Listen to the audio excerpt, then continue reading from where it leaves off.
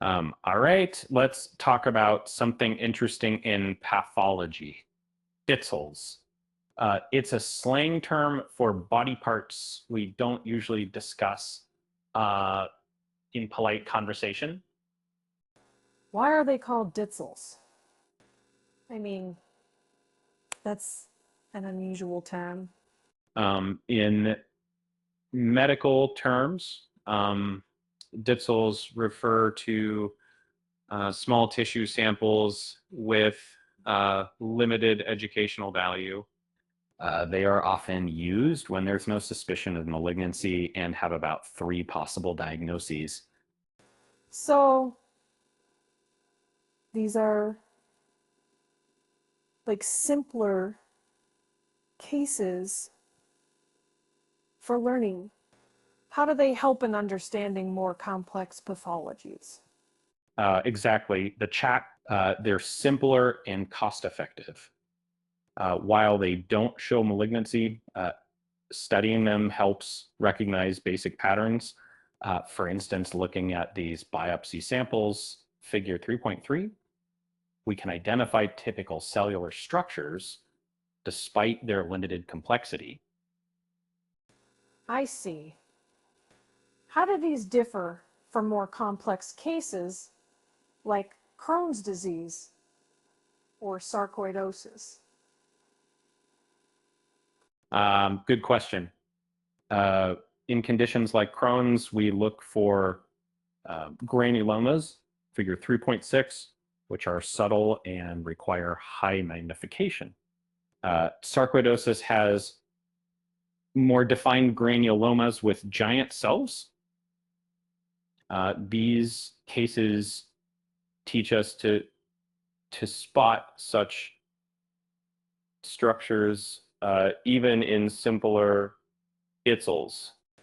So, understanding basic structures in Ditzels helps recognize more complex pathologies later. Absolutely, it's the foundation. Even though Ditzels are simple, mastering them is crucial for building a strong diagnostic skill set.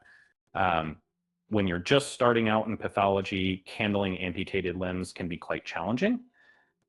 You'll spend a lot of time trying to get the right wording for your reports and worrying about whether what you see is normal or pathological. And this can slow you down, especially if you're grossing dension under a microscope. But So, it's really important to document everything carefully. Like, if there's gangrene or ulcers, you need to note that. exactly as when grossing an amputated limb, you must document the extent of any gangrene, ulcers, venous stasis, or trauma. Also note the level of amputation and whether the margin is viable. This helps in accurate reporting and diagnosis. Um, Looking at this image, we can see pneumocystis gyrifiki stained with GMS. These organisms are yeast-like and appear black on GMS stain. They're found in the alveoli and not visible under H&E staining, but are often accompanied by a foamy pink exudate. Why is GMS better than H&E for identifying these organisms?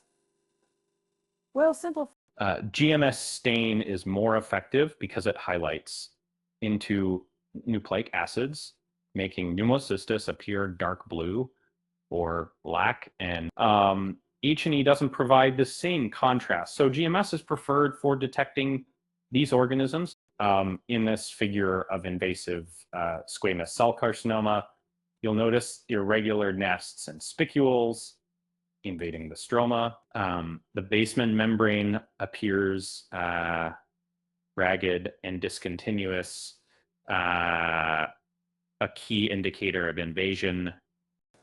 How can we differentiate true invasion from pseudoepithelial hyperplasia?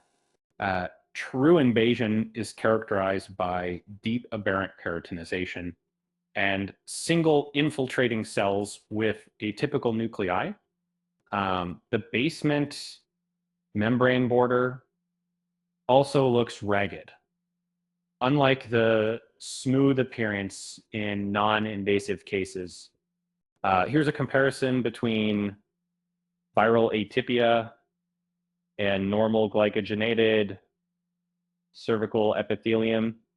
In LSIL, coil sites with crinkled dark nuclei are visible. Well, normal tissue shows tiny pycnotic nuclei at the surface.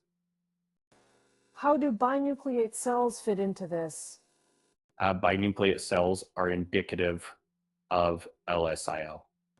They appear larger and more atypical compared to normal glycogenated epithelium, which has smaller, less prominent nuclei. When dealing with vascular or infectious diseases, it's crucial to identify and section the vascular margin carefully. We should take representative samples from the worst affected areas, particularly the soft tissue and the margin. Why is the worst area prioritized for sampling? Because the most severe damage provides the clearest diagnostic information. And soft tissue sections are vital. And while bony margins aren't always necessary, softened bone under an ulcer should be sampled to check for osteomyelitis.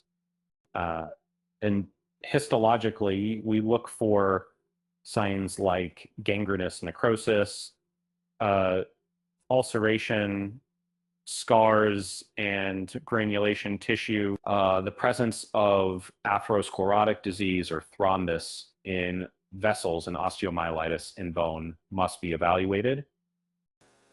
How does one distinguish between invasive fungal disease and other conditions?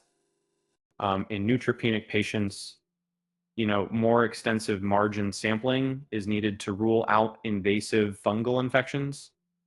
For example, in a case of left foot amputation, due to gangrenous necrosis, thorough examination is essential. And today, we're discussing atherosclerotic vessels with significant occlusion and thrombus formation. A 90% occlusion is critical because it severely impairs blood flow, often leading to serious complications like ischemia or aneurysms. Why is 90% occlusion so significant compared to lower percentages? At 90%, the vessel's functionality is drastically reduced, increasing the risk of thrombus formation. This can block blood flow entirely, leading to potential tissue death downstream. When assessing surgical margins, what steps are taken post-operation?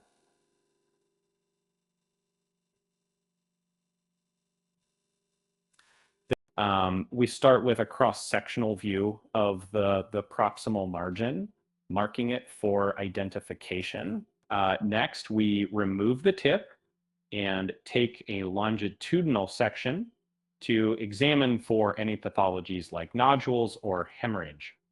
And today we're discussing histology related to colonic mucosa. The normal histology shows abundant lymphoid aggregates. Chronic inflammation isn't significant, but neutrophils are present in the mucosa wall or serosa. And So, if neutrophils are in the serosa, that suggests serositis. Neutrophils, but what does it mean if there's serositis without transmural inflammation? Good question. Serositis without transmural inflammation indicates another abdominal source. So we must rule out conditions like carcinoid tumors or mucinous neoplasms, which can cause pools of mucin in the wall. And looking at figure 5.2, I see colonic mucosa with fibrinopurulent debris. How does this relate to appendicitis? Figure 5.2 illustrates acute transmural appendicitis with serositis. The sample sign out mentions this, emphasizing the importance of histological examination and diagnosis. Right, let's dive into this fascinating topic.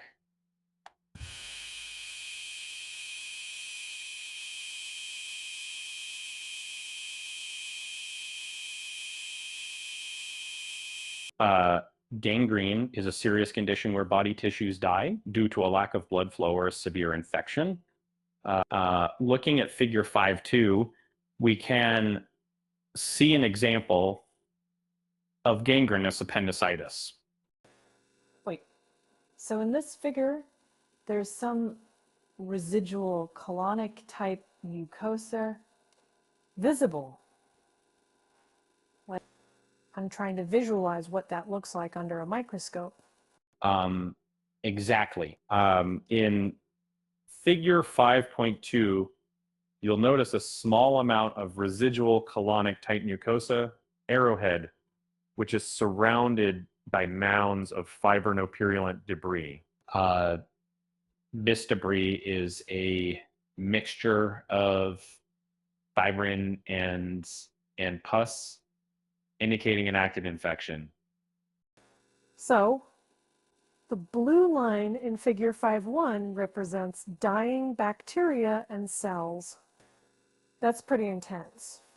It must be crucial to treat this kind of gangrene immediately to prevent it from spreading. All right. Let's dive into today's topic. We're going to discuss two important pathological specimens. Carotid artery plaques and chalazion of the eyelid. Okay, so starting with the carotid artery plaque, what exactly are we looking at here? Great question. The carotid artery is a major supplier of blood to the brain, and plaques here can be dangerous. When we gross a carotid specimen, it's essentially a cast of the artery lumen. We take representative cross sections, usually after light decalcification. Wait, so what does that mean for histology? Under the microscope, we see the inner layer of the elastic arterial wall. There's variable atherosclerotic debris, calcification, and sometimes even thrombus present. Looking at figure 5.3, I see arrows pointing to calcification, foam cells, and cholesterol clefts. What do these features tell us about the plaque? Exactly. Calcification indicates hardening of the plaque.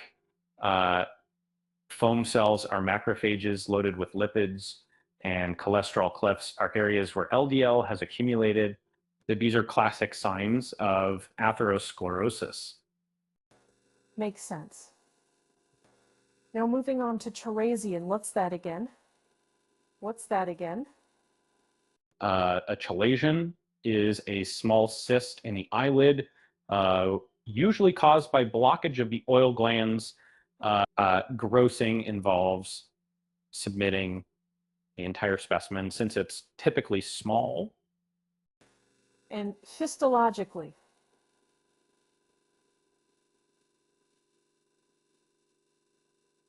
We see Lipogranulomas, which are granulation tissues with lipid-laden macrophages.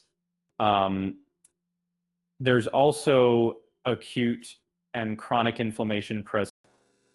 In figure 5.4, the arrows point to inflamed areas in the squamous mucosa. How does this relate to chalazin?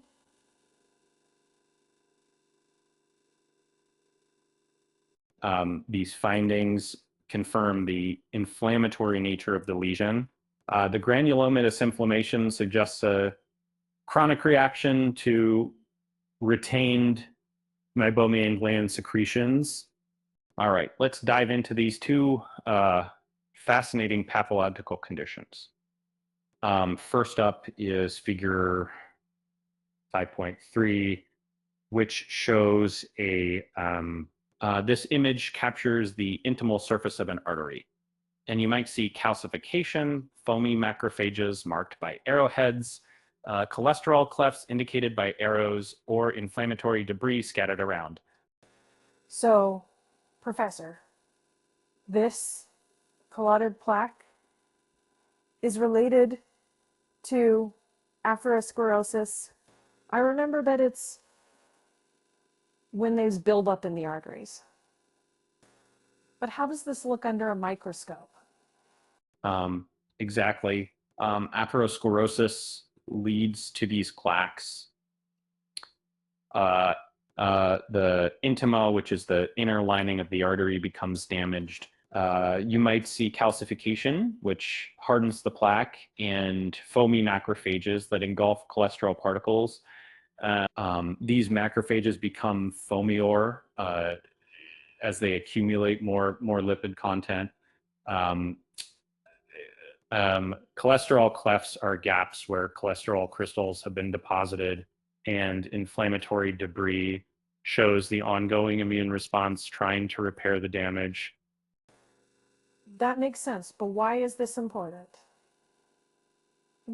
I mean, how does it affect blood flow?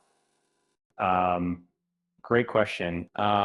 If these plaques build up, they can narrow the artery, reducing blood flow. If a plaque ruptures, it can lead to clots forming over it, which might block the artery entirely or travel downstream and cause a stroke or heart attack. Wow, that's serious. So understanding this helps in treating patients with cardiovascular issues. Absolutely crucial for diagnosis and treatment planning. Now let's move on to figure 5.4, which illustrates a chalazion. Chalazion. Is that related to the eye? I think it's a cyst or something. Yes, a chalazion is a type of cyst in the eyelid. The figure shows the squamous mucosa inflamed, marked by arrowheads, and the stroma exhibits granulomatous inflammation with arrows pointing out. There's also an abundance of inflammatory cells. So it's an inflammatory condition. How does that differ from a sty? Good distinction. A chalazion is typically due to inflammation of the meibomian gland, which can lead to blockage and cyst formation. It's usually not as painful as a sty, which is an infection in the lash follicle with more acute symptoms like pain and redness. Got it. So both figures show inflammation, but in different contexts. Vascular versus ocular.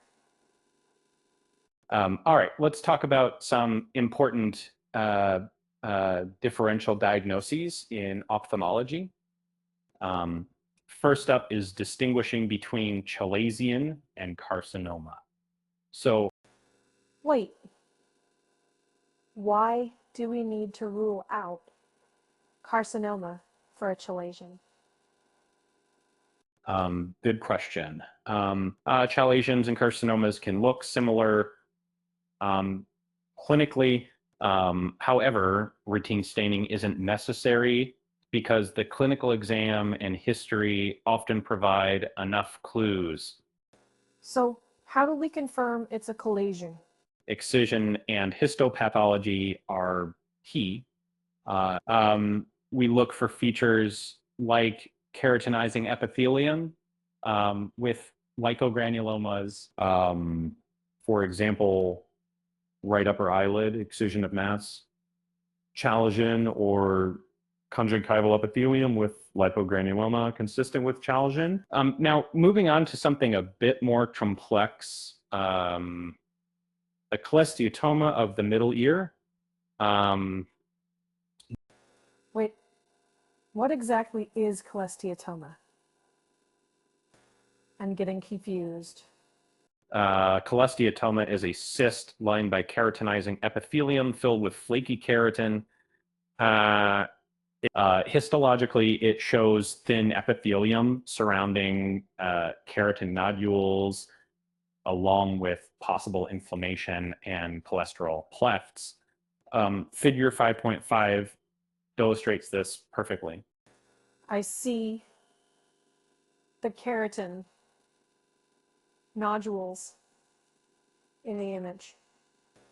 What causes cholesterol clefts? Cholesterol clefts form when keratin breaks down, releasing cholesterol into the surrounding tissue. They're a hallmark of cholesteatoma. And foreign body giant cells. Why are they there? Foreign body giant cells engulf the keratin debris. It's our body's response to this abnormal material. Now, differentiating middle ear masses is crucial. What are the main differential diagnoses?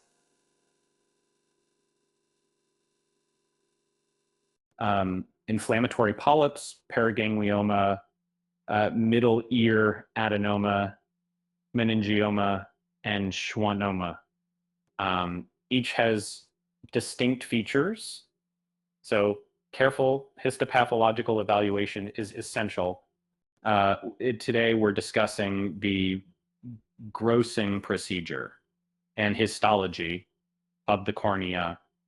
When preparing a corneal button for examination, it's important to make cross-sectional cuts using a fresh blade and submit the sections in tissue paper or a biopsy bag.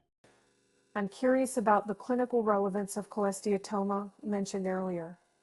How does it relate to corneal cases? Cholesteatoma, often involving keratin debris, can lead to destructive ear infections. In histology, we examine the corneous layers, starting with the outer squamous epithelium, then the Bowman layer, a thick stroma, Descemet membrane, and finally the thin endothelium.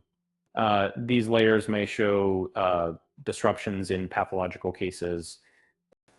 So the cornea has 5 distinct layers, each with specific functions. Disruptions can vary based on the disease affecting them. Exactly. For instance, inflammatory changes might affect any of these layers. Figure 5.6 illustrates these structures clearly. Today, we're discussing some important ocular pathology findings. Let's start with the Descemet membrane. Have you ever heard of DUDI?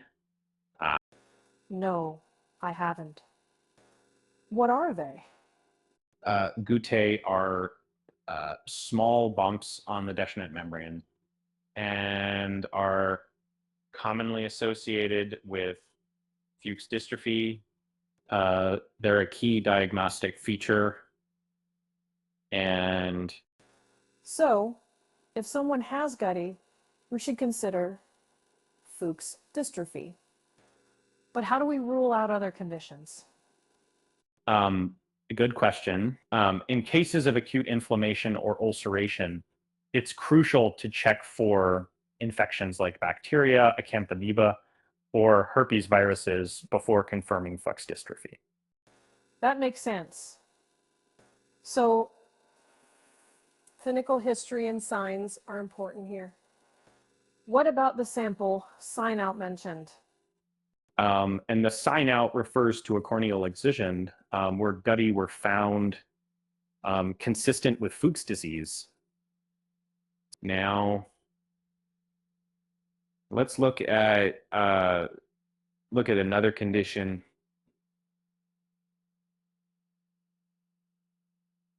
To see figure 5.5 illustrates cholesteatoma dominated by pink keratin layers. This microscopic view helps in understanding the pathology. Today, we're going to discuss cysts of the jaw, specifically odontogenic cysts. These are common lesions that can develop in relation to teeth. We do have, let me start by explaining what these cysts are and how they're classified. And So, Professor, when we submit a specimen for these cysts, do we send the entire curettage? yeah, that's correct. The grossing usually consists of curettings, and it's important to submit them entirely for histological examination. This helps in accurately diagnosing the type of cyst. Got it. And histologically, these cysts can be non-neoplastic, right?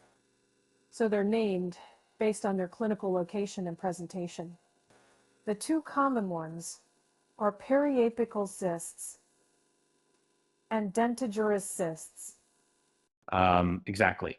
Periapical cysts are inflammatory in nature and occur at the tooth root, while dentigerous cysts are fluid-filled and typically associated with an impacted tooth.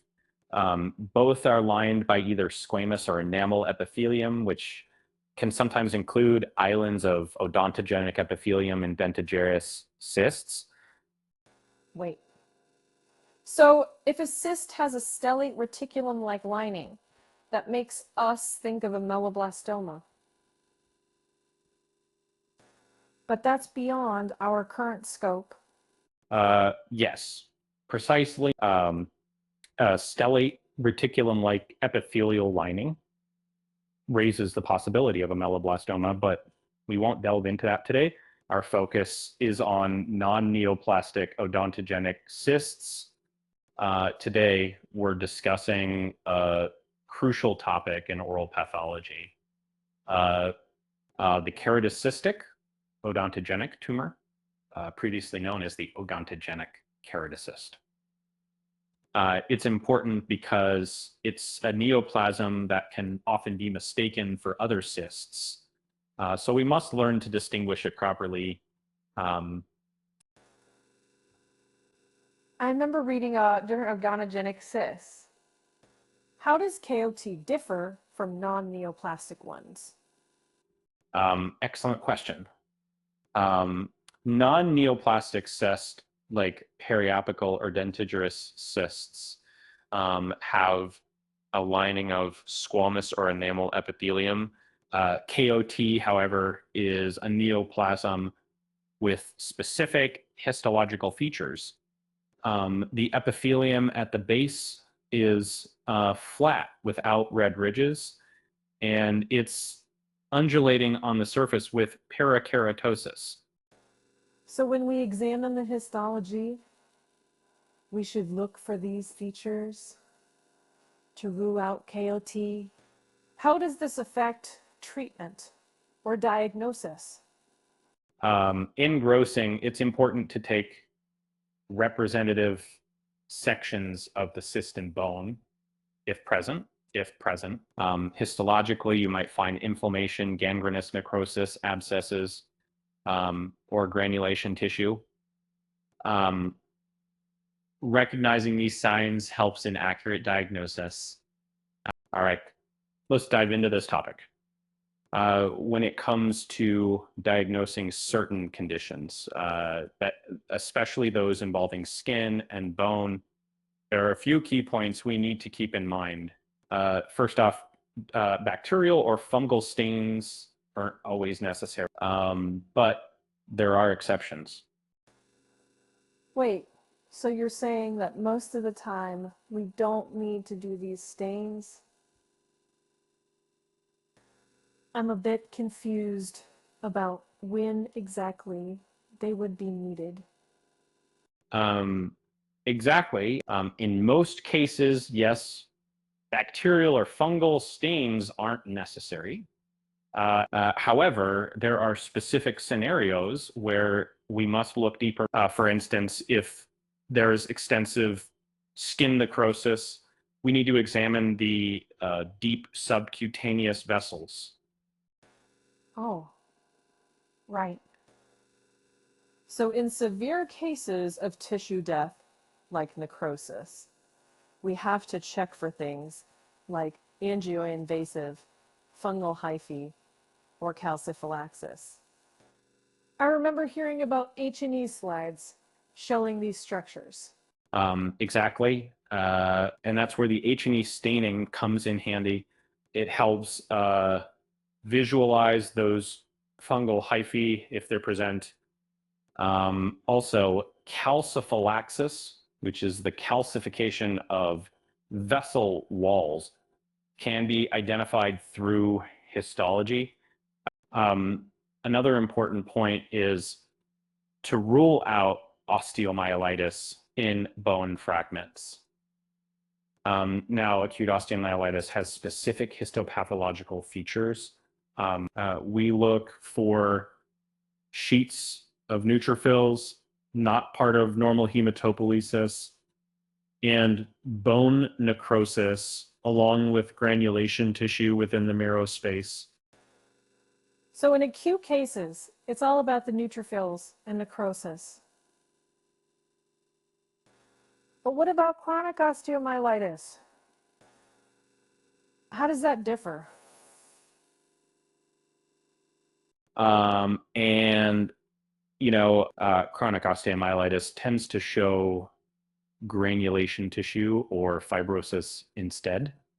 Um, you'll also see lymphoplasmacytic inflammation. And here's a key point, bone remodeling, where new viable bone is laid down on top of dead bone, may be visible. So the main takeaway is that acute versus chronic osteomyelitis has different inflammatory responses and tissue changes. That makes sense for diagnosis and treatment planning. All right, let's dive into today's case. We've got a sign out from the operating room involving the sacrum. The procedure was a debridement of ulcerated skin and subcutaneous fat with gangrenous necrosis. Wait, so they removed dead tissue to prevent further spread of infection? But why wasn't there any mention of acute suppurative osteomyelitis? Exactly. The case didn't show features of acute suppurative osteomyelitis, which means the infection was likely limited to the soft tissues and hadn't penetrated the bone. Um, this distinction is crucial for treatment planning. Got it.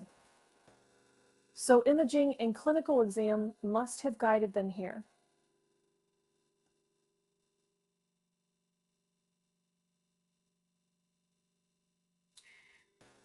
Let's switch gears.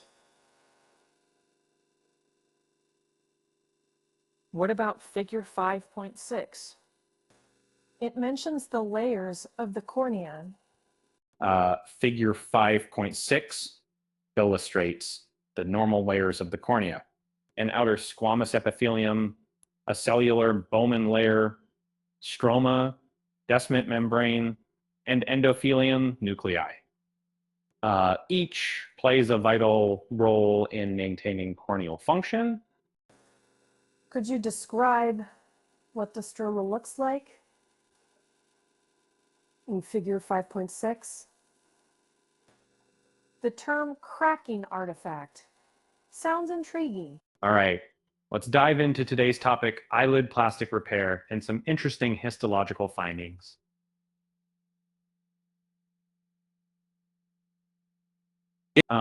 So when dealing with eyelids, especially in a surgical context, what are we typically looking at? Well, I remember from the textbook that grossing involves taking representative sections from each tissue fragment. But I'm not entirely sure how that translates to actual practice. Great question. Grossing for eyelid repairs usually means that we take one representative section per tissue fragment, and this helps us assess the overall condition and any underlying issues. Now, histologically, what do we expect to find? It mentions unremarkable skin with hair follicles and solar elastosis of the dermis. Oh, wait. What exactly is solar elastosis? I think it's related to UV damage, right? Exactly. Solar elastosis is a condition where the dermis thickens due to chronic sun exposure. It causes elastic fibers to become wavy and distorted, which you can see under a microscope. And yes, it's more common in areas frequently exposed to sunlight, like the eyelids. Got it. But what about the conjunctival epithelium? The textbook says it's non-keratinized. How does that compare to regular skin? Good point.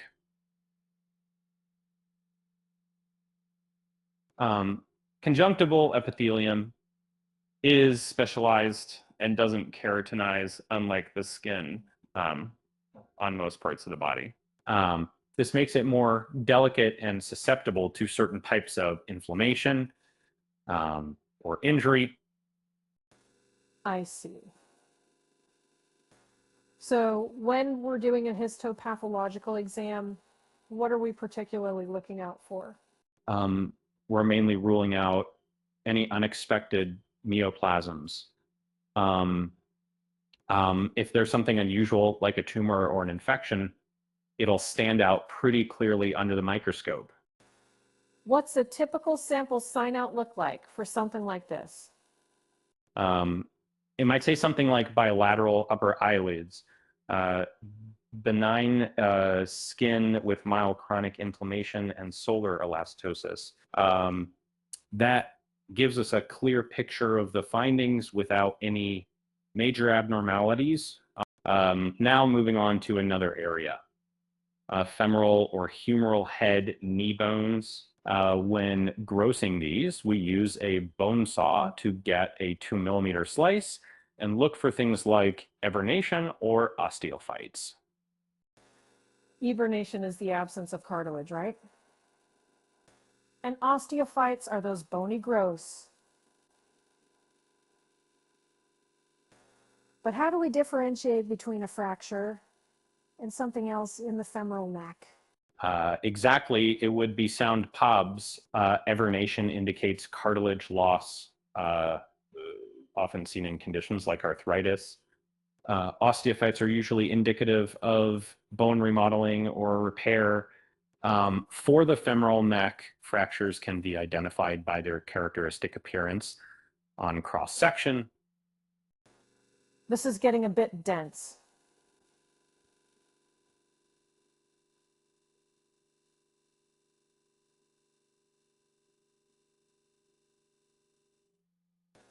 Could you show an example of these histological findings?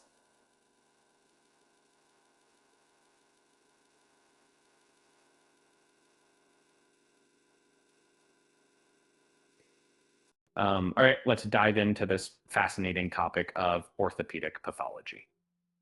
When examining articular cartilage and subchondral bone, it's crucial to understand the surgical considerations and histological findings. Remember, we're looking at structures like infarcts, cysts, and the integrity of the cartilage itself. Wait, could you clarify what exactly an infarct is in this context? Absolutely. An infarct refers to areas of dead tissue caused by a lack of blood supply. In orthopedic terms, it's often seen in conditions like osteonecrosis, where bone tissue dies due to inadequate circulation. Got it. So when taking samples, should we focus on the articular surface or other areas too? Excellent question. It's always sample the articular surface thoroughly. In cases of fractures, make sure to include the margin or fracture site as well. These samples need to be processed for routine decalcification to prepare them for histology. Why do we need decalcification? I mean, isn't bone hard to cut otherwise? Exactly. Decalcification softens the bone tissue so it can be sectioned easily for microscopic examination. Without it, the bones would be too dense and difficult to process. Makes sense. Now, moving on to histology. What are we looking for in healthy versus pathological cases? It would, in a healthy joint, you'll see like started thick cartilage with a smooth articular surface and like well-organized trabecular bone marrow. But when pathologies like osteoarthritis or osteonecrosis set in, these structures change dramatically. Osteoarthritis seems to involve cartilage loss. What other signs should I look for? You're right. Osteoarthritis shows uneven or ragged cartilage, sometimes even absent in severe cases. Look for clonal nests of chondrocytes and a dual tide line on the bone surface. The subchondral bone becomes thickened and sclerotic, often with cysts forming beneath. And what about osteonecrosis? It sounds more serious. Osteonecrosis involves areas of dead bone where you lose the basophilic staining and nuclei in the marrow. And you'll see fat cells, which are normally present, but become problematic when they undergo necrosis. Hemorrhage is another T sign. All right, let's dive into this. Osteopenia is a condition where the trabecula in the bone are markedly thinned. It's often associated with conditions like osteoporosis and can make bones more susceptible to fractures. So, if the trabeculae are thinned, does that mean the bone is weaker overall? And the trabeculae are the structural units of bone, and their thinning leads to a significant reduction in bone density and strength. This makes bones more prone to fractures, even from minor trauma. Got it. And what about metastatic carcinoma? It says something about epithelial cells in an area of fracture. Metastatic carcinoma refers to the spread of cancer cells from a primary tumor to other parts of the body, including bones. And another, in this case, we might find epithelial cells within a fracture site, which is a clear indicator of metastasis. But it also mentions that sometimes the only evidence of metastasis is dense fibrosis. Why is that? That's a great question. And in some cases, the metastatic process can cause dense fibrous tissue to form without obvious tumor cells being visible under a standard microscope. This is where specialized stains, like the keratin immunostain, come into play.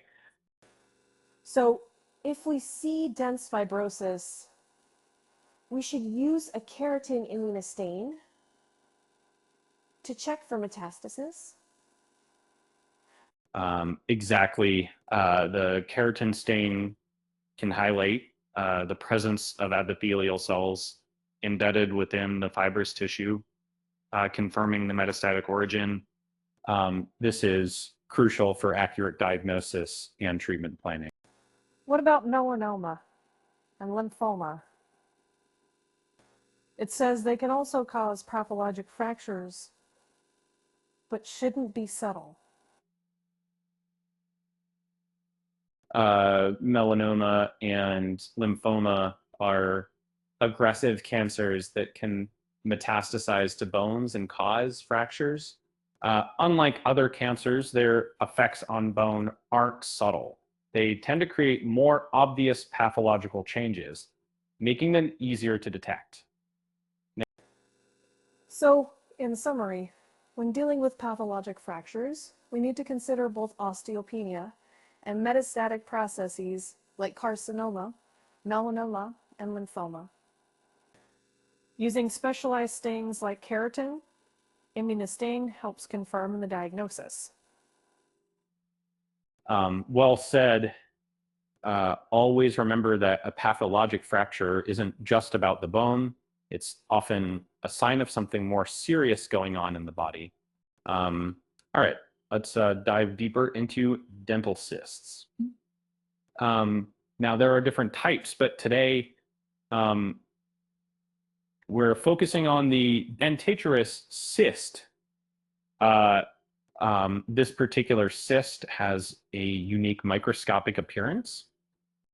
Wait, so what makes the dentatorous cyst different from others?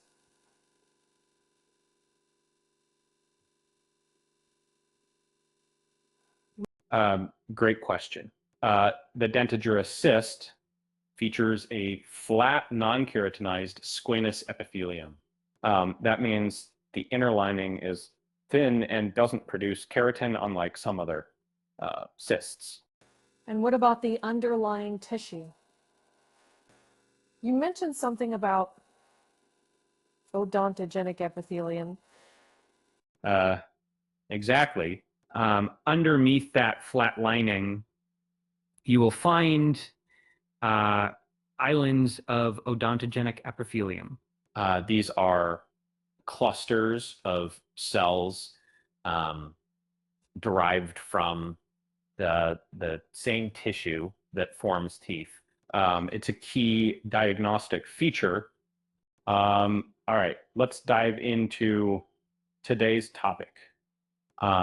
When grossing a gallbladder, the first step is to take a cross section of the cystic duct margin, open it up, look for any stones, and then take 2 sections of the wall.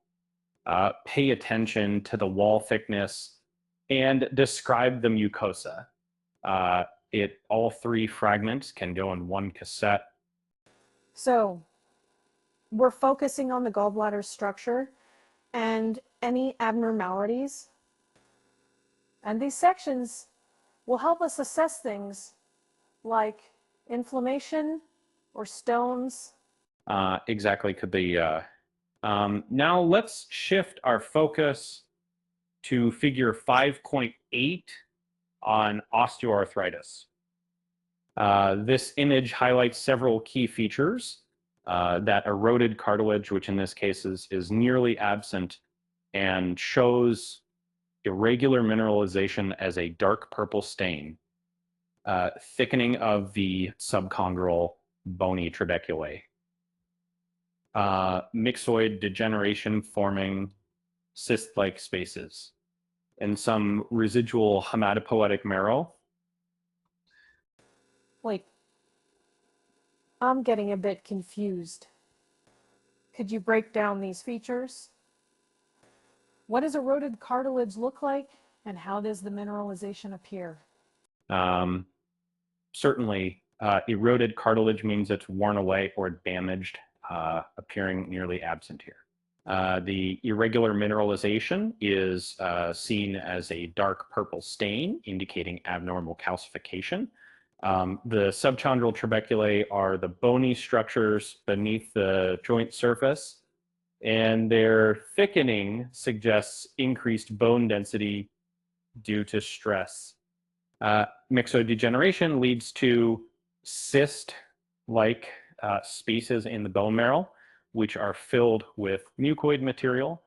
Lastly, some residual hematopoietic marrow remains, showing where blood cell production still occurs.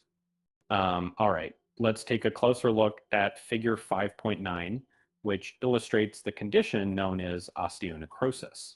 One of the most striking features here is the necrotic marrow highlighted by this arrow. This area shows fat necrosis and a clear absence of normal marrow elements. So, just to make sure I understand, necrotic marrow means the bone marrow is dead tissue? And fat necrosis refers to the breakdown of fat cells in this area. Exactly. The necrotic marrow is non-viable, and the stat necrosis you mentioned is a key sign. Additionally, if we look closely at the osteocytes within their lacunae, they are also dead or entirely missing, as indicated by this arrowhead. Wait, so both the bone marrow and the bone cells themselves are affected? That explains why this condition is so serious. How does this typically present clinically? All right, let's dive into the histology of the gallbladder. The inner lining is covered by a single layer of columnar epithelium that forms folds. Beneath this lining is a fibromuscular layer, which occasionally contains structures known as Rokitansky-Oskov sinuses or ducts of Luschka. Wait, I'm not entirely sure about the Rokitansky-Oskov sinuses. Could you clarify what those are? Certainly, these sinuses are infolded portions of mucosa that extend into the gallbladder wall. They can sometimes be mistaken for ducts, but they're actually just deeper layers of the mucosal folds. Got it. So, what happens when there's inflammation in the gallbladder? Cholecystitis refers to inflammation of the gallbladder wall. It can vary from mild lymphoplasmacytic inflammation to more severe transmural acute inflammation. Chronic cases are also common, often associated with cholelithiasis or gallstones. I remember hearing about cholesterolosis. How does that fit in? Cholesterolosis is the accumulation of foamy macrophages in the mucosal folds. These macrophages engulf cholesterol crystals, giving them a foamy appearance. It's usually associated with minimal inflammation as seen in figure 5.10. Today, we're focusing on reviewing grossing manuals for specific pathological features in valve cases and look for vegetations, commissurial fusion, calcification, and redundancy during your examination. Why are these features important to note?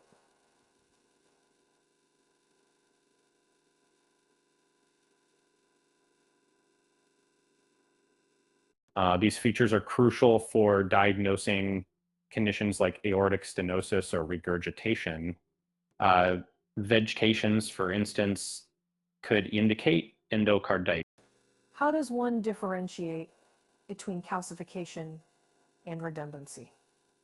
Calcification appears as mineral deposits, while redundancy refers to excessive valve tissue. Both can lead to regurgitation, but require different histological assessments. Moving on to histology, you mentioned myxoid degeneration and adherent vegetations. Can you elaborate? Myxoid degeneration is when the valve tissue becomes gelatinous, often seen in conditions like aortic sclerosis. Adherent vegetations are clumps of debris indicating possible infection. How do Gram and GMS stains help rule out infections? These stains identify bacteria or fungi. Gram-positive cocci, for example, suggest a bacterial infection like endocarditis. All right, let's dive into this example about inflammation and Rokitansky-Askoff sinuses. In this case, we're looking at a gallbladder wall where the sinuses penetrate deeply. And can you imagine how that might look under a microscope? Wait, so Rokitansky-Askoff sinuses, are these channels in the gallbladder wall? And inflammation is minimal here, meaning it's not as severe as other cases. I'm trying to visualize this. Exactly. These sinuses can extend quite deeply into the wall, which you can see in figure 321 of chapter 5. The minimal inflammation suggests that the body's response is localized and controlled here. Today, we're discussing hernia sac grossing and histology. When submitting a representative section, it's important to note that the hernia sac is a pouch of fibroadipose tissue lined with mesothelium, which can sometimes be reactive or proliferative. I'm a bit confused about what mesothelium means. Could you explain that again? Of course, the mesothelium is a type of epithelial lining that covers the surfaces of organs and forms the walls of serous cavities like the peritoneum. In the case of a hernia sac, this lining can appear normal or show reactive changes. So when you say reactive or proliferative, does that mean it's always something to worry about? Not necessarily. Reactive changes are common and typically benign responses to inflammation or irritation. Proliferative changes could indicate more significant activity, but they're not always pathological. Got it. What should we rule out when examining a hernia sac? we need to ensure that the sample isn't a piece of vas deferens, which would require immediate notification to the surgeon. We also must check for signs of incarcerated bowel or metastatic tumors, especially in incisional hernias. Incarcerated bowel sounds serious. How do we differentiate that from a typical hernia sac? Good question. Incarcerated bowel would typically show signs of ischemia or necrosis, which can be identified histologically. Metastatic tumors might appear as irregular growths within the hernia sac lining. Looking at figure 511, we can see a ganglion cyst with myxoid degeneration and serous fluid collection in irregular cystic spaces. This image helps illustrate the structural changes we discussed. The arrows point to areas of myxoid degeneration, which I think is when connective tissue becomes gelatinous due to water and mucopolysaccharide accumulation. Is that right? Exactly. Myxoid degeneration can occur in various tissues, as shown in figure 512, where it appears as a pale area on a heart valve. It's important to recognize these changes histologically. Today, we're discussing myxoid degeneration in heart valves. Let's look at figure 512. In the figure, there's a pale area marked by an arrow. What does that indicate? And that pale area is myxoid degeneration, a condition where connective tissue becomes gelatinous. It is often leading to valve dysfunction. Can this lead to calcifications or vegetations as well? Yes, in advanced cases, you might see calcifications and vegetation-like deposits. Always important for proper diagnosis. All right, let's dive into today's topic, intervertebral discs and lipomas.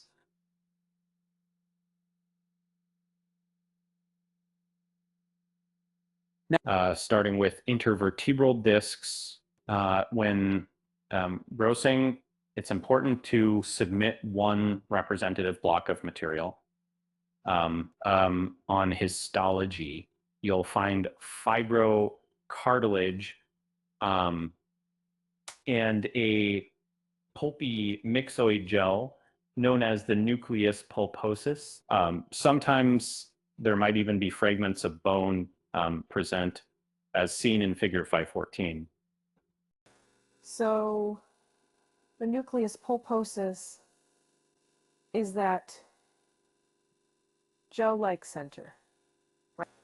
And we need to check for tumors or inflammation when examining it. Exactly. Always rule out those possibilities. For sample sign out, something like cervical disc excision, fragments of disc material would be appropriate. Subheading, intervertebral disc. Grossing instructions, submit one block of representative or total material. Histology details. Fibrocartilage and pulpy myxoid gel are present. These may be are present. So fibrocartilage and pulpy myxoid gel, but rule out tumors, sample sign out, cervical disc, fragments of disc material, cervical disc. Moving on to lipomas. When grossing a lipoma, always measure it and consider inking the margins for clarity. Submit thin slices, ideally 1 per centimeter, and allow sufficient fixation time. Be sure to sample areas that are fibrous, fleshy, or hemorrhagic, as these can sometimes appear non-fatty. Why is it important to sample non-fatty areas in lipomas?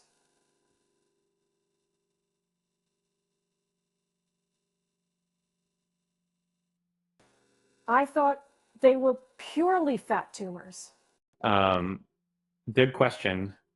Lipomas are typically neoplasms of mature fat cells, but variations can occur.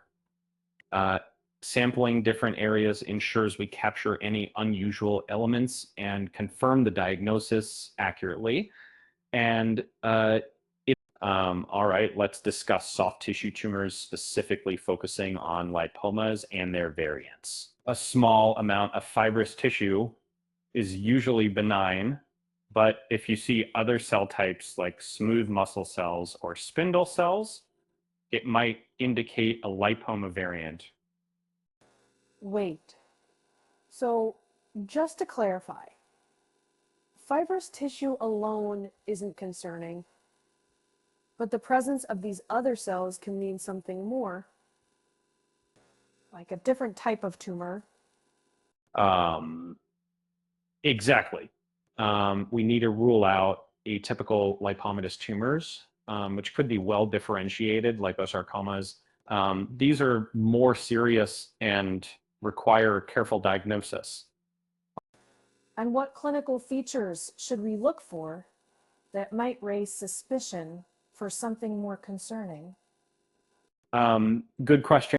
Suspicious features include a large, deep-seated mass in areas like the skeletal muscle, retroperitoneum, or scrotum, especially in adults. The size and location are red flags. Got it. And histologically, what should we look for to confirm this? Histologically thick fibrous bands with atypical cells, those large hyperchromatic nuclei, and the presence of lipoblasts are key indicators. So these features help differentiate benign lipomas from more aggressive tumors. As seen in figure 515, the histology can show these characteristics clearly. Remember, more details on liposarcomas are covered in chapter 29. And for the sign out, how do we present this clinically? In the sample sign out, we note it as a soft tissue lesion, specify the location, like left flank, and describe it as a lipoma or mature adipose tissue if it fits the clinical picture. All right, let's dive into figure 5.13, which illustrates a hernia sac. This structure is characterized by thick fibrous tissue and fat, as you can see here. Wait, could you elaborate on what exactly constitutes the hernia sac? And trying to visualize its components. Of course, the hernia sac is composed of a layer of tough fibrous tissue that forms the outer wall, often containing fat within it. Look closely and you can see the delicate mesothelial lining, which is just a thin layer of cells. I'm still picturing this. Could we, perhaps, look at an image to better understand its structure? Let's take a look at figure 5.14, which illustrates an intervertebral disc. The disc substance is what we call cellular, meaning it has very few cells. The stroma here is homogeneous and translucent, and its composition can vary between myxoid and collagenous tissue. So, this disc is mostly made of a clear, jelly-like material that's either more like mucus or fibrous collagen. That makes sense for something that needs to be both flexible and supportive. Exactly. Now, looking at figure 515, this is a lipoblast in an atypical lipomatous tumor. Lipoblasts are something you don't want to see in a simple lipoma because they indicate a more serious condition. Notice the small fat vacuoles indenting the nucleus and the atypical hyperchromatic cells within the fibrous stroma.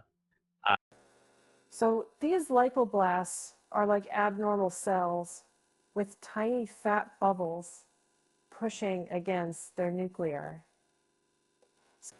And the hyperchromatic cells mean they're darker and more suspicious looking compared to normal cells.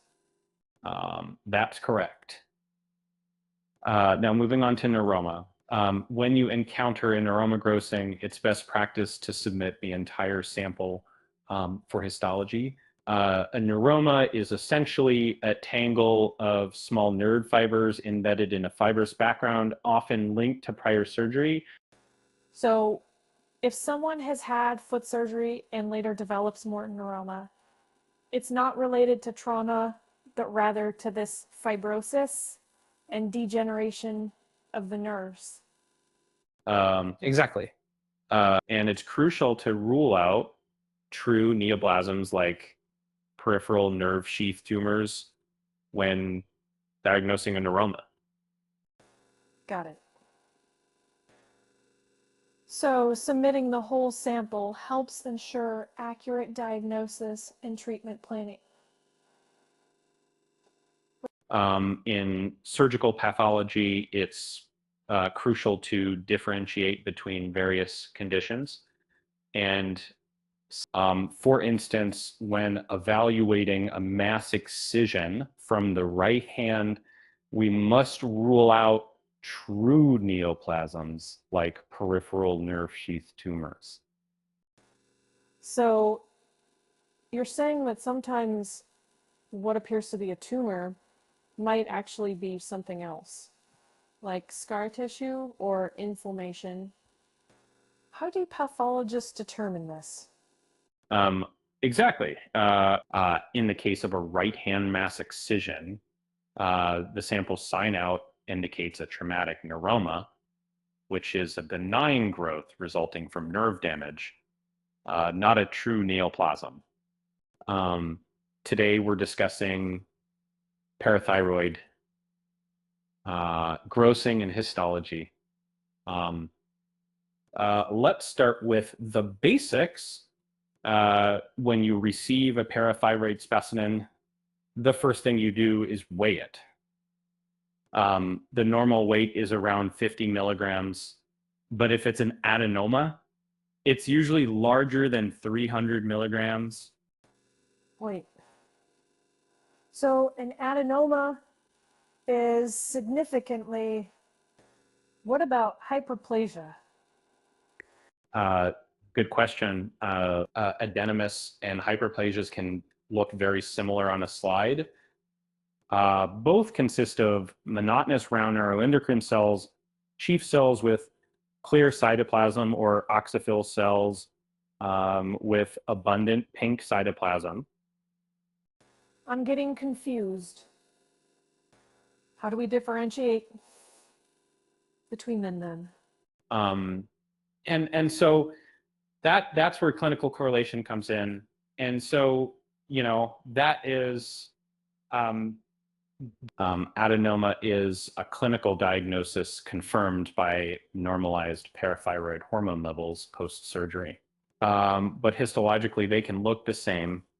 This is why we need to be cautious. So what if it's not an adenoma or hyperplasia? Could it be carcinoma? Carcinoma is very rare, but it's important to rule out. Look for dense fibrotic bands. and nuclear atypia. The diagnosis requires evidence of capsular or vascular invasion. And today we're discussing two important topics, pyogenic granuloma and parathyroid tissue. Let's start with pyogenic granuloma. I remember hearing about pyogenic granuloma before. Isn't it also called the lobular capillary hemangioma? Exactly. That's its other name. Under the microscope at low power, you'll notice a rounded contour with an ulcerated surface, often seen in figure 5.18. So the histology shows granulation tissue with capillaries and inflammation. But it's not granulomatous or pyogenic.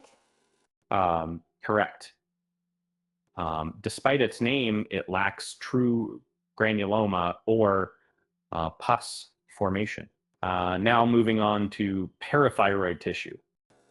What's the key difference between hyperplasia and adenoma in histology? Both can look similar, but remember the adenomas are typically larger than 300 milligrams. Diagnosis also relies on normalized hormone levels post-surgery. How do we rule out carcinoma then? Look for capsular vascular invasion.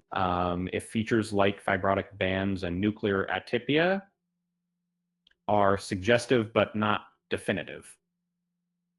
All right, let's dive into today's topic.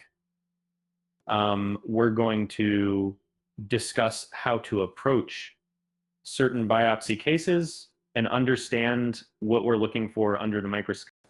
So starting with the ulcerated skin tumor example, when we take a biopsy, what exactly are we looking for? Great question. When dealing with an ulcerated skin tumor, we're often looking to rule out conditions like pyogenic granuloma. On microscopy, you'll see features like ulcerated squamous mucosa and granulation tissue. Wait. So what's the difference between pyogenic granuloma and other similar lesions? Pyogenic granuloma is a benign overgrowth of blood vessels. It appears as a raised red lesion that can ulcerate. On slides, it shows dense pink fibrosis with tiny disorganized nerve twigs, like what you see in figure 516. That figure is really helpful. So, when we are doing a scar revision, why do we take multiple sections? Excellent point. Scar tissue can hide malignancy by taking representative sections, especially avoiding just the outer edges. We ensure thorough examination. This is crucial for accurate diagnosis. But what about parathyroid tissue? How do we differentiate between hyperplasia and adenoma? Parathyroid lesions can be tricky. Both hyperplasia and adenomas can look similar on slides, as shown in figure 517. Key clues include weight. Normal is about 50 milligrams, while adenomas are typically over 300 milligrams. And histology, which shows uniform cells. So, carcinoma is rare, but how do we identify it? Carcinoma requires evidence of invasion. Look for dense fibrotic bands and nuclear atypia. Always check for capsular or vascular invasion. This is critical for diagnosis. All right, let's dive into figure 517. This image shows normal parathyroid tissue under a microscope. I want you to notice two distinct cell populations here. So there are chief cells and oxyphil cells. Can you explain what makes them differ? Exactly. The arrowhead indicates the chief cells. They have large round nuclei and abundant pink cytoplasm. The oxyphil cells marked by arrows are less prominent but appear more eosinophilic due to their granules. Got it. So chief cells are the main functional units, and oxyphil cells might have a different role. Well observed. Oxyphil cells are still important, but less understood in function compared to chief cells. Moving on, figure 518 looks quite different. It's labeled as lobular capillary, hemangioma, or pyogenic granuloma. Yes, this image shows a lesion with a ulcerated squamous epithelium on the surface. And the center is packed with small capillaries and signs of inflammation, both acute and chronic. So it's a benign tumor, but looks quite inflamed. Why is that? Good question. You know, the inflammation suggests it's reactive, possibly due to injury or infection. You can see granulation tissue forming, which is part of the healing process. And what about figure 519? It mentions dermal scar, histology with dense collagen. Figure 519 shows a healed scar with fine pink collagen, thin epithelium, and no hair follicles or sweat glands, typical of mature scar tissue. So recent injuries would show more signs of healing, like hemorrhage and macrophages. Exactly. Fresh wounds have all those features: hemorrhage, foamy macrophages from engulfing debris, and foreign body giant cells if sutures are present. All right, let's dive into this. When evaluating a sample like a left abdominal wall scar revision, it's crucial to consider excluding tumors or abscesses if there's a history of such conditions. So, Professor, are you saying that in places where the patient has a history of tumors, we need to rule them out during the sign out? Exactly. For instance, if the sample is from a scar revision, we must check for any signs of tumor recurrence or abscess formation. Looking at figure 3.8, these caseating granulomas are typical of tuberculosis. Notice how the center is necrotic with debris surrounded by histocytes. That makes sense. So, in a biopsy, if we see such granulomas, it's indicative of TB. Exactly. So, and figure 3.13 shows mucor hyphae under PAS stain appearing as thick-walled structures.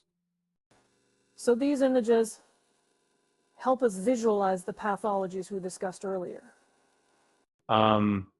Today, we're discussing sinus contents, grossing.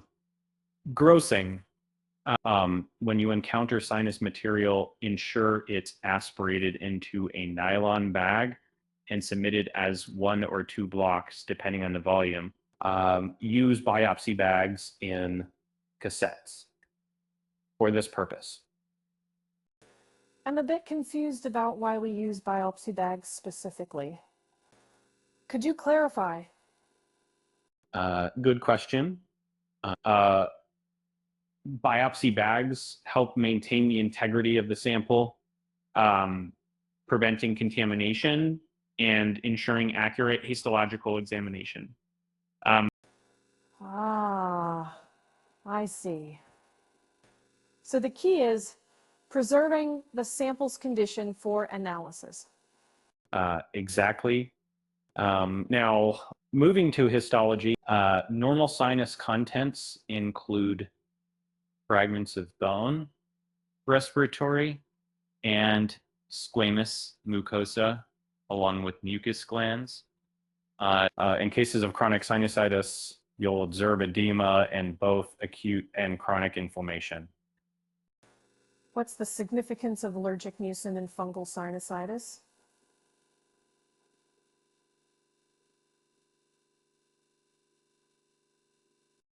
Allergic mucin forms sheets that trap fungi, as seen in allergic fungal sinusitis. Charcot-Leyden crystals are also present and indicative of this condition. So if we find allergic mucin, why do we use PAS or GMS stains? Well, These stains help identify fungal organisms within the mucin, crucial for confirming fungal sinusitis. Today, we're going to discuss the grossing and histology of the temporal artery biopsy. This is a critical procedure for diagnosing conditions like giant cell arteritis, also known as temporal arteritis. I remember that biopsies are important for confirming diagnoses, but I'm a bit fuzzy on the specifics of temporal artery biopsy. Could you walk me through the process? Certainly was when performing a temporal artery biopsy, it's essential to obtain a small segment of the artery.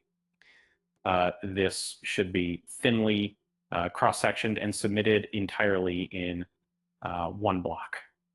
However, multiple levels are often required to identify any focal lesions.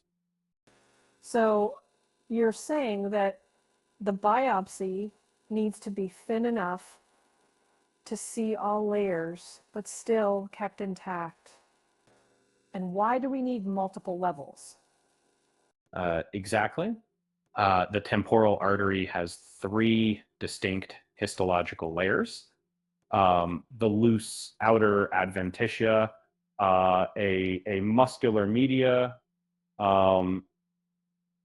and an intima with endothelium as the innermost layer.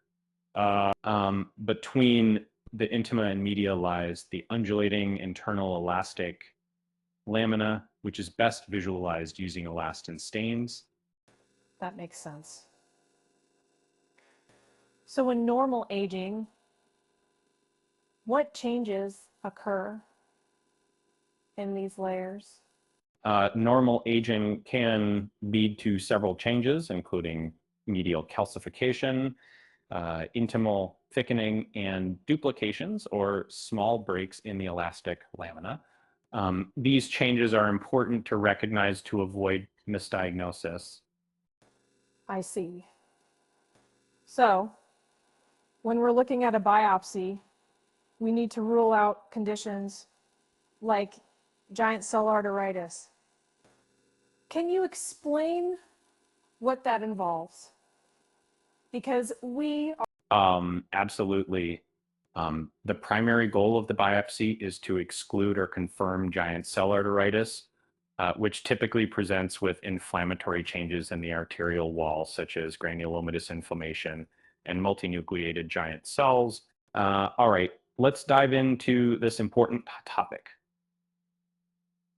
We're discussing biopsy techniques, and their significance in diagnosing conditions like giant cell arteritis. Wait, I'm a bit confused. The text mentions it's not a Ditzel, but included here for convenience. Could you clarify what a Ditzel is? Good question. A Ditzel refers to a less formal biopsy technique, often used in specific clinical settings. Here, we're focusing on the diagnostic importance of biopsies, particularly for conditions like giant cell arteritis. Got it. So, giant cell arteritis can be acute or resolving.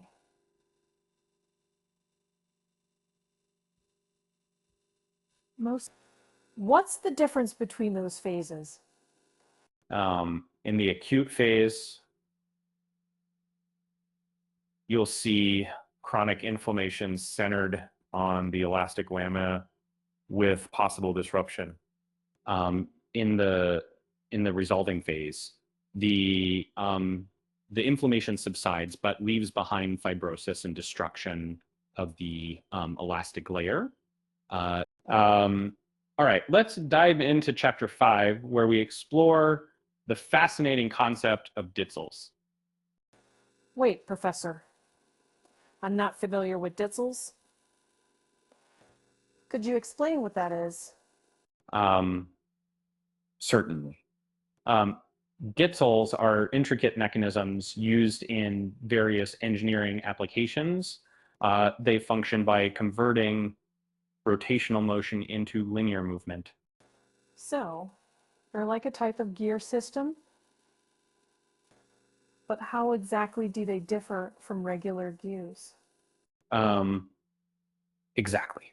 Ditzels are specialized gears that allows for precise control over motion. They're particularly useful in machinery where exact positioning is crucial. I see. So they help in applications like robotics or automated systems. Absolutely. Their ability to provide controlled linear motion makes them indispensable in such fields. Could you give an example of where Ditzels are commonly used? A great question. They're often found in CNC machines, helping to ensure precise tool movements. That makes sense. So understanding Ditzels is key for grasping modern manufacturing techniques? Exactly. Their role in precision engineering cannot be overstated. Today, we're going to discuss some important histopathology cases. And they will, let's start with figure 520, which shows allergic mucin in sinusitis.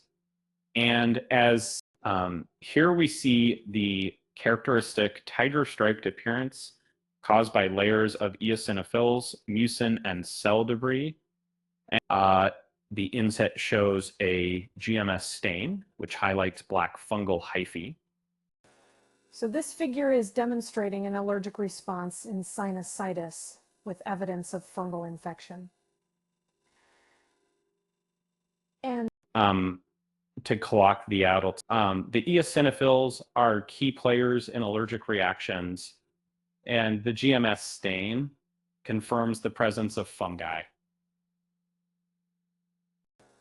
this helps in diagnosing sinusitis as an allergic rather than a bacterial infection. Yes, it does. Now let's move on to figure 5.21, which illustrates giant cell arteritis. In panel away, we see a collection of inflammatory cells and giant cells at the interface between the media and thickened intima. Panel B shows elastin staining, highlighting the destruction of the internal elastic lamina. So this is consistent with active arteritis causing damage to the arterial wall?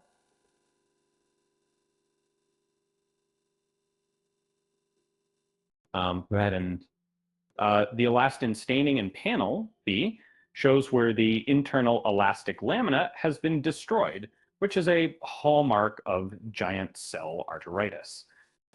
And this biopsy would be significant for diagnosing temporal arteritis. Exactly. These images help us understand the histopathological features of these conditions, which is crucial for accurate diagnosis and treatment. Let's discuss how elastin stains help us understand arterial inflammation. In figure 521b, we see the destruction of the internal elastic lamina arrow compared to its intact state at the arrowhead. So the elastin stain shows where the artery's elasticity is being destroyed. How does this relate to conditions like arteritis? Exactly. The destruction indicates inflammation and potential tissue degradation as seen in arteritis. Now let's look at another example. From figure 5.20. The tiger striped appearance sounds unique. How does that help in diagnosis? And it's a key indicator of allergic mucin seen in sinusitis. The GMS stain showing black fungal hyphae helps identify fungal infections. These stains are crucial for accurate diagnosis. All right, let's dive into the topic of tonsils and adenoids grossing and histology. When preparing specimens, one or two cross sections from each tonsil or adenoid fragment are typically sufficient for examination. So we're focusing on cross-sectional analysis here. I'm trying to visualize how this looks under the microscope. Exactly. The tonsils exhibit large lymphoid follicles covered by non-keratinizing squamous epithelium. This epithelial layer is usually filled with lymphocytes, as seen in figure 5.22. Looking at the image, I see arrows pointing to lymphocyte infiltration. What about those filamentous actin? Are they significant? Good question. Clumps of actinomyces in the crevices are generally not worth mentioning as they're benign and don't impact the overall diagnosis. So we need to verify that the germinal centers are benign. How do we distinguish between benign and malignant features? Benign follicles have distinct outlines, small size, and a dark staining germinal center. Malignant changes would show large irregular follicles with prominent nucleoli.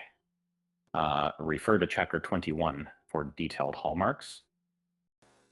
And we should rule out conditions like follicular lymphoma or squamous carcinoma in adults. How does that fit into our histological evaluation? Absolutely. Always consider these differential diagnoses. Look for atypical cells, irregular growth patterns, and other suspicious features that might indicate malignancy. This helps in ensuring accurate diagnosis. Thank you for the thorough explanation. Really, so far. It involves removing tonsils and adenoids due to chronic inflammation or lymphoid hyperplasia. Um, Could you explain what causes this inflammation?